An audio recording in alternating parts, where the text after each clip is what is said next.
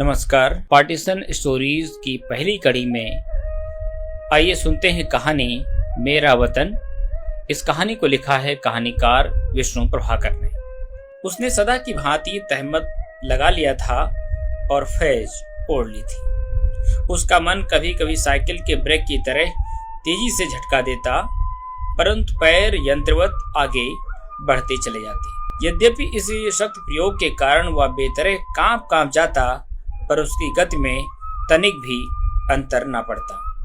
देखने वालों के लिए वह एक अर्ध विक्षिप्त से अधिक कुछ नहीं था। वे अक्सर उसका मजाक उड़ाया करते, वे कह लगाते और ऊंचे स्वर में गालियां देते, पर जैसे ही उनकी दृष्टि उठती, न जाने उन निरीह भावहीन फटी फटी आंखों में क्या होता कि वे सहम जाते। सोडा वाटर के उफान की तरह उठने वाले कहे मर जाते और वह नजर दिल की अंदरूनी बस्ती को शोले की तरह सुलगाती हुई फिर नीचे झुक जाती। वे फुसफुसाते, जरूर इसका सब कुछ लुट गया है, इसके रिश्तेदार मारे गए हैं। नहीं, ऐसा लगता है कि काफिरों ने इसके बच्चों को इसी के सामने आग में भून दिया है, या भालों की नोक पर टिकाकर तब तक घुमाया है जब तक उनकी चीख पुकार बिल्ली की मिमियाहट से चिड़िया के बच्चे की ची ची में पलटती हुई खत्म नहीं हो गई है। और ये सब देखता रहा है।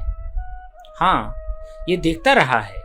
वही खौफ इसकी आंखों में उतर आया है। उसी ने इसके रोम रोम को जकड़ लिया है।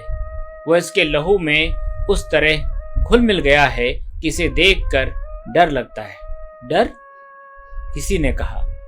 इसकी आंखों में मौत की तस्वीर है, वह मौत जो कत्ल, खुरेजी और फांसी का निजाम संभालती है। एक बार राह चलते दर्दमंद ने एक दुकानदार से पूछा, ये कौन है? दुकानदार ने जवाब दिया, मुसीबत जदा है जनाब, अमृतसर में रहता था। काफिरों ने सब कुछ लूट कर इसके बीवी बच्चों को जिंदा आग में जला दिया। जिंदा? राहगीर के मुंह से अचानक निकल गया। दुकानदार हंसा, जनाब किस दुनिया में रहते हैं? वह दिन बीत गए जब आग काफिरों के मुर्दों को जलाती थी, अब तो वह जिंदों को जलाती है। राहगीर ने तब अपनी कड़वी भाषा में काफिरों को वो सुनाई कि दुकानदार ने खुश होकर उसे बैठ जाने के लिए कहा। उसे जाने की जल्दी थी, फिर भी जरा सा बैठकर उसने कहा, कोई बड़ा आदमी जान पड़ता है। जी हाँ, वकील था, हाईकोर्ट का बड़ा वकील, लाखों रुपयों की जायदाद छोड़ आया है। अच्छा जनाब, आदमी आसानी से पागल नहीं होता, चोट लगती है तभी दिल टूटता है, और जब एक बार टूट जाता है तो फिर नहीं जुड़ता। आजकल चारों तरफ यही कहानी है। मेरा घर का मकान नहीं था, लेकिन दुकान में सामान इतना था कि 3 मकान खरीदे जा सकते थे। जी हाँ, राहगीर ने सहानुभूति से भर कर कहा, आप ठीक कहते हैं, पर आपके बाल बच्चे तो सही सलामत आ गए हैं। जी हाँ, खुदा का फजल है, मैंने उन्हें पहले ही भेज दिया था। जो पीछे रह गए थे उनकी न पूछिए, रोना आता है, खुदा गारत करे हिंदुस्तान को। राहगीर उठा, उसने बात काट कर इतना ही कहा, देख लेना एक दिन वह गारत होकर रहेगा। खुदा के घर में देर है पर अंधेर नहीं।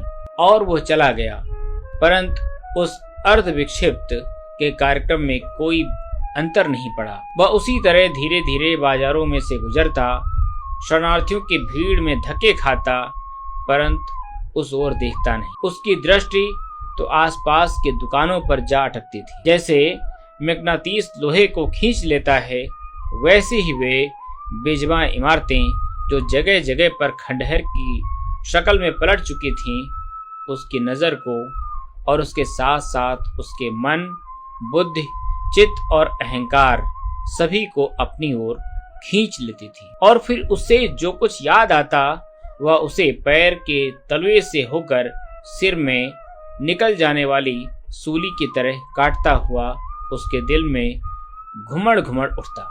इसी कारण वह मर नहीं सका, केवल सिसकियां भरता रहा।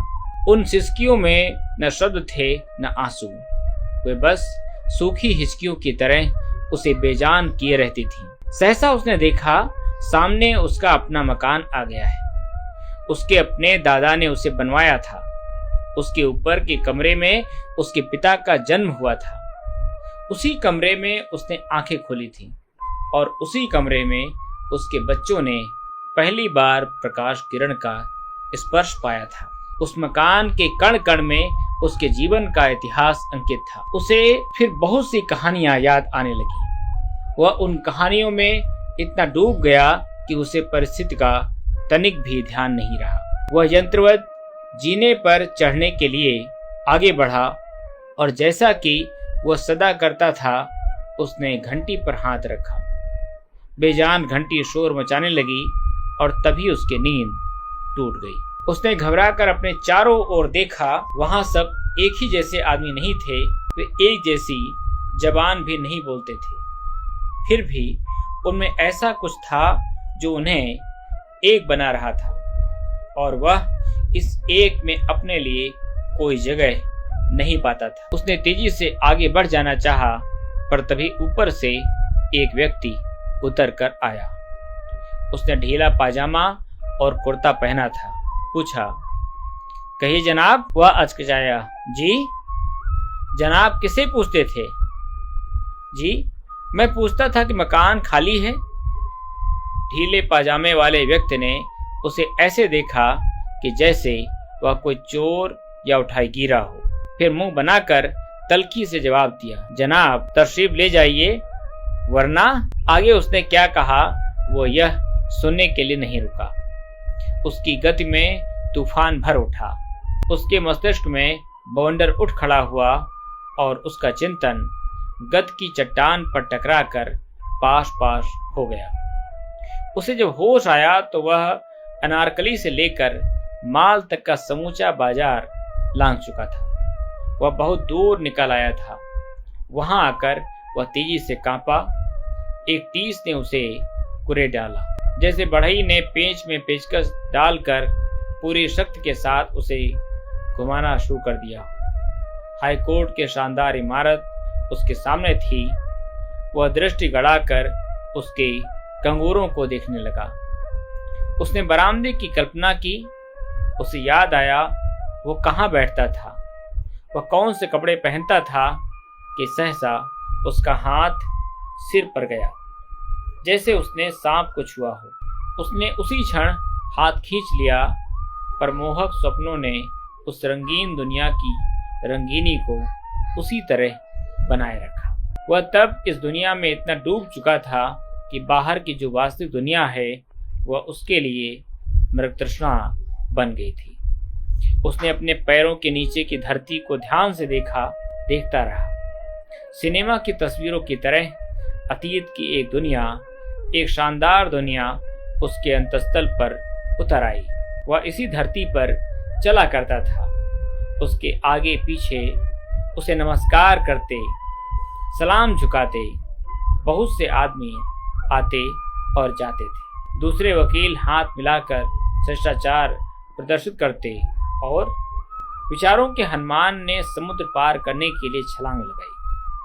उसका ध्यान जज के कमरे पर जाकर केंद्रित हो गया। जब अपने केस में बहस शुरू करता तो कमरे में सन्नाटा छा जाता। केवल उसकी वाणी की प्रतिध्वनि ही वहां गूंजा करती।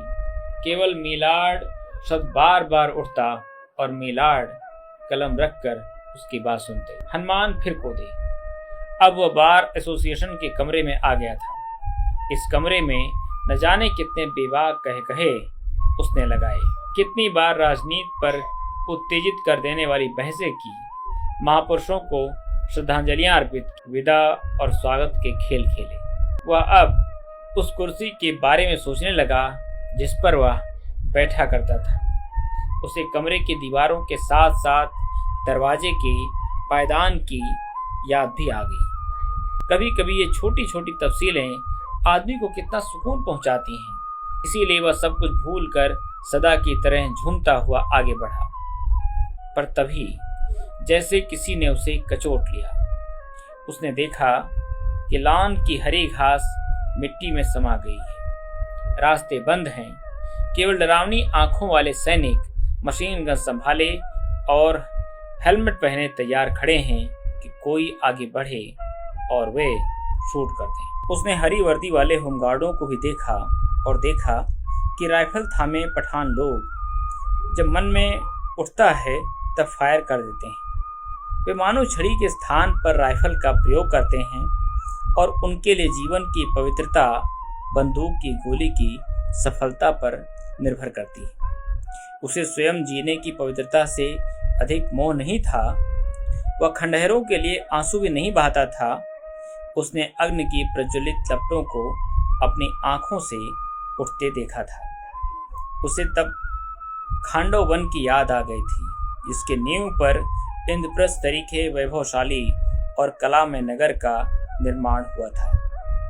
तो क्या इस महानाश की नींव पर भी किसी गरिमा में कलाकृति का निर्माण होगा? इंद्रप्रस्थ की उस कला के कारण महाभारत संभव हुआ, जिसने इस अभागे देश के मदोन्मत्त किंतु जर्जरित शौर्य को सदा के लिए समाप्त कर दिया। क्या आज फिर वही कहानी दोहराई जाने वाली है? एक दिन उसने अपने बेटे से कहा, जिंदगी न जाने क्या क्या खेल खेलती है। वह तो बहुरूपिया है। दूसरी दुनिया बनाते हमें देर नहीं लगती। परमात्मा ने मिट्टी इसलिए बनाई है कि हम उसमें से सोना पैदा करें। बेटा बाप का सच्चा उत्तराधिकारी था। उसने परिवार को एक छोटे से कस्बे में छोड़ा और आप आगे बढ़ गया। वह अपनी उजड़ी हुई दुनिया फिर से बसा लेना चाहता था, पर तभी अचानक छोटे भाई का तार मिला। लिखा था, पिताजी न जाने कहाँ चले गए। तार पढ़कर बड़ा भाई घबरा गया। वह तुरंत घर लौटा और पिता की खोज करने लगा। उसने मित्रों को लिखा, रेडियो पर समाचार भेजे, अखबारों में विज्ञापन निकलवाए, सब कुछ किया, पर वह ये नहीं समझ सका कि आखिर वे कहाँ गए और क्यों गए। वह उसी उधेड़-बुन में था कि एक दिन सवेरे सवेरे क्या देखता है कि उसके पिता चले आ रहे हैं, शांत, निर्द्वंद और निर्लिप्त। आप कहाँ चले गए थे? प्रथम भावोद्रेक समाप्त होने पर उसने पूछा। शांत मन से पिता ने उत्तर दिया, लाहौर। लाहौर? पुत्र अविश्वास से कांप उठा। आप लाहौर गए थे? हाँ। कैसे? पिता बोले, रेल में बैठकर गया था, रेल में बैठकर आया। पर आप वहां क्यों गए थे? क्यों गया था? जैसे उनकी नींद टूटी, उन्होंने अपने आप को संभालते हुए कहा, वैसे ही देखने के लिए चला गया था। और आगे की बहस से बचने के लिए वे उठकर चले गए। उसके बाद उन्होंने इस बारे में किसी प्रश्न का जवाब देने से इनकार कर दिया। पुत्रों ने पिता में आने वाले इस परिवर्तन को देखा, पर न तो वे उन्हें समझा सकते थे, न उन पर क्रोध कर सकते थे, क्योंकि वे दुनिया के सभी दूसरे काम सदा की भांति करते रहते थे। हाँ, पंजाब की बात चलती तो आह भरकर कह देते थे, गया पंजाब। पंजाब अब कहाँ है? पुत्र फिर काम पर लौट गए और वे भी घर की व्यवस्था करने लगे। इसी बीच में वे फिर एक दिन लाहौर चले गए, परंतु इससे पहले कि उनके पुत्र इस बात को जान सकें, वे लौट आए। पत्नी ने पूछा, आखिर क्या बात है? कुछ नहीं। कुछ नहीं कैसे? आप बार बार वहां क्यों जाते हैं? तब कई क्षण चुप रहने के बाद उन्होंने धीरे से कहा, क्यों जाता हूँ? क्योंकि वह मेरा वतन है। मैं वहीं पैदा हुआ हूँ। वहाँ की मिट्टी में मेरी जिंदगी का राज छिपा है। वहाँ की हवा में मेरे जीवन की कहानी लिखी हुई है। पत्नी की आंखें भर आईं। बोली, पर अब क्या? अब तो सब कुछ गया। हाँ, सब कुछ गया। उन्होंने कहा, मैं जानता हूँ अब कुछ नहीं हो सकता, पर न जाने क्या होता है। उसकी याद आते ही मैं अपने आप को भूल जाता हूँ और मेरा वतन मकनातीस की तरह मुझे अपनी ओर खींच लेता है। पत्नी ने जैसे पहली बार अपने पति को पहचाना हो, अवाक सी 2 क्षण वैसे ही बैठी रही। फिर बोली, आपको अपने मन को संभालना चाहिए। जो कुछ चला गया उसका दुख तो जिंदगी भर सालता रहेगा। भाग्य में यही लिखा था, पर अब जानबूझकर आग में कूदने से क्या लाभ। हाँ, अब तो जो कुछ बचा है उसी को सहेज कर गाड़ी खींचना ठीक है, उसने पत्नी से कहा और फिर जी जान से नए कार्य क्षेत्र में जुट गया। उसने फिर वकालत का चोगा पहन लिया। उसका नाम फिर बार एसोसिएशन में गूंजने लगा। उसने अपनी जिंदगी को भूलने का पूरा प्रयत्न किया और शीघ्र ही वह अपने काम में इतना डूब गया कि देखने वाले दांतों तले उंगली दबाकर कहने लगे, इन लोगों में कितना जीवट है। सैकड़ों वर्षों में अनेक पीढ़ियों ने अपने को खपा कर जिस दुनिया का निर्माण किया था वह क्षण भर में राख का ढेर हो गई। और अब बिना आंसू बहाए उसी तरह की दुनिया ये लोग क्षणों में बना देना चाहते हैं। उसका अचरज ठीक था। तंबुओं और कैंपों के आसपास, सड़कों के किनारे, राह से दूर, भूत प्रेतों के चिर परिचित अड्डों में, उजड़े गांवों में, खोले और खादर में, जहां कहीं भी मनुष्य की शक्ति कुंठित हो चुकी थी वहीं ये लोग पहुंच जाते थे और पादरी के नास्तिक मित्र की तरह नरक को स्वर्ग में बदल देते थे। इन लोगों ने जैसे कसम खाई थी कि धरती असीम है, शक्ति असीम है, फिर निराशा कहाँ रह सकती है। ठीक उसी समय जब उसका बड़ा पुत्र अपनी नई दुकान का मुहूर्त करने वाला था, उसे एक बार फिर छोटे भाई का तार मिला। पिताजी 5 दिन से लापता है। पढ़कर वह क्रुद्ध हो उठा और तार के टुकड़े टुकड़े करके उसने दूर फेंक दिए। चिंचिना कर बोला, वे नहीं मानते तो उन्हें अपने किए का फल भोगना चाहिए। वे अवश्य लाहौर गए हैं। उसका अनुमान सच था।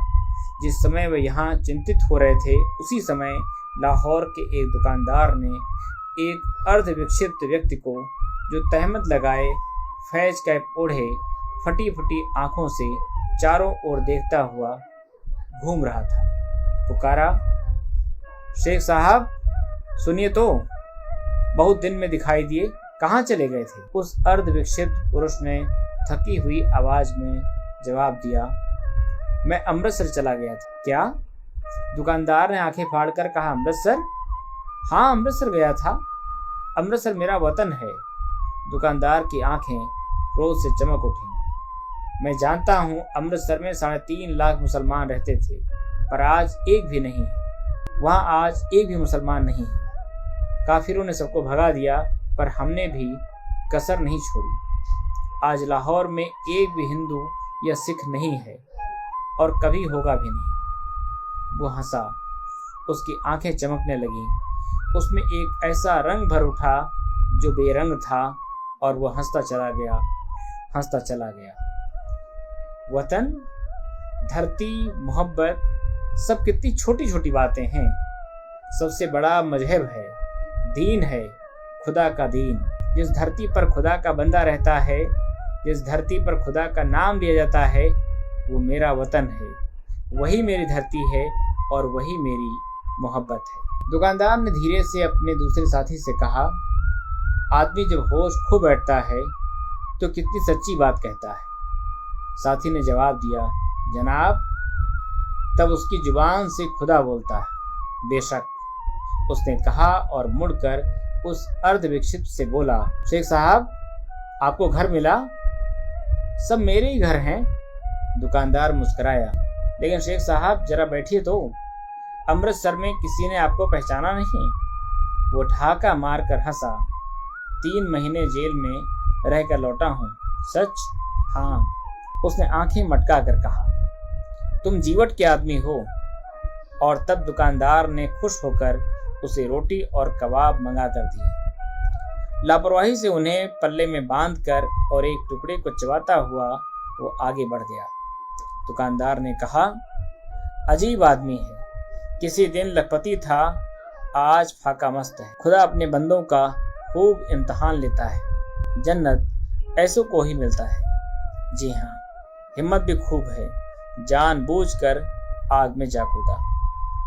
वतन की याद ऐसी ही होती है। उसके साथी ने, जो दिल्ली का रहने वाला था, कहा, अब भी जब मुझे दिल्ली की याद आती है तो दिल भर आता है। उतने कष्ट की कल्पना करना जो दूसरे ने भोगा है असंभव जैसा है।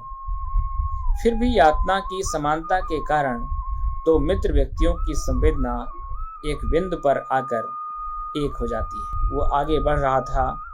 माल पर भीड़ बढ़ रही थी, कारें भी कम नहीं थीं।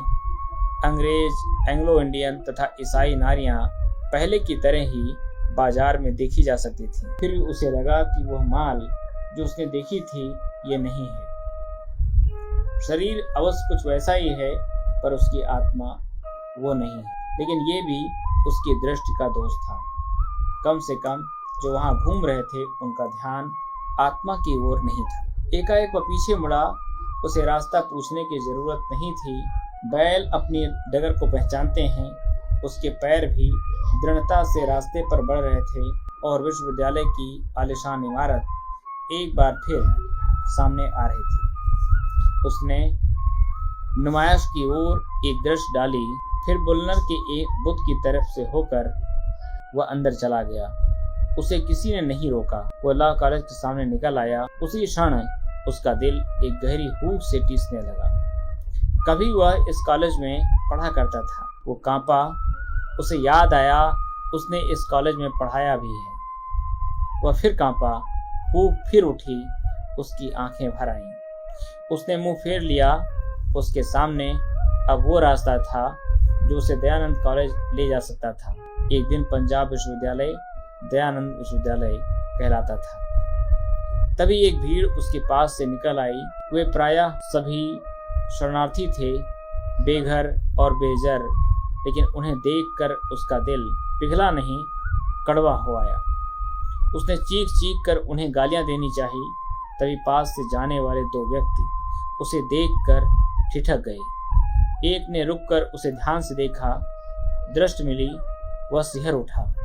सर्दी गहरी हो रही थी और कपड़े कम थे। वह तेजी से आगे बढ़ गया। वह जल्दी से जल्दी कॉलेज कैंप में पहुंच जाना चाहता था। उन दो व्यक्तियों में से एक ने, जिसने उसे पहचाना था, दूसरे से कहा, मैं इसको जानता हूँ। कौन है? हिंदू। साथी अचकिचाया। हिंदू? हाँ, हिंदू, लाहौर का एक मशहूर वकील। और कहते कहते उसने ओवरकोट की जेब में से पिस्तौल निकाल लिया। वो आगे बढ़ा। उसने कहा, जरूर ये मुखबिरी करने आया है। उसके बाद गोली चली। एक हल्की सी हलचल, एक साधारण सी खटपट। एक व्यक्ति चलता चलता लड़खड़ाया और गिर पड़ा। पुलिस ने उसे देखकर भी अनदेखा कर दिया, परंतु जो अनेक व्यक्ति कुतूहलवश उस पर झुक आए थे, उनमें से एक ने उसे पहचान लिया। वह हतप्रभ रह गया और यंत्रवत पुकार उठा, मिस्टर पुरी, तुम यहाँ कैसे? मिस्टर पुरी ने आंखें खोली। उसका मुख श्वेत हो गया था और उस पर मौत की छाया मंडरा रही थी। उन्होंने पुकारने वाले को देखा और पहचान लिया। धीरे से कहा, हसन। आंखें फिर मिच गईं। बदहवास हसन ने चिल्लाकर सैनिक से कहा, जल्दी करो, टैक्सी लाओ, मेम अस्पताल चलना है अभी। भीड़ बढ़ती जा रही थी। फौज, पुलिस और होमगार्ड सबने उसे घेर लिया। हसन, जो उसका साथी था, जिसके साथ वह पढ़ा था, जिसके साथ उसने साथी और प्रतिद्वंदी बनकर अनेक मुकदमे लड़े थे, वह अब उसे भीगी भीगी आंखों से देख रहा था। एक बार झुककर उसने फिर कहा, तुम यहाँ इस तरह क्यों आए मिस्टर पुरी? मिस्टर पुरी ने इस बार प्रयत्न करके आंखें खोली और वे फुसफुसाए, मैं यहाँ क्यों आया? मैं यहाँ से जा ही कहाँ सकता हूँ? ये मेरा वतन है हसन, मेरा वतन। फिर उसकी यातना का अंत हो गया। दोस्तों, ये रही कहानी, विभाजन पर लिखी गई एक बेहतरीन कहानी। अगर आपको ये कहानी अच्छी लगी हो तो इसे दोस्तों के साथ साझा करिए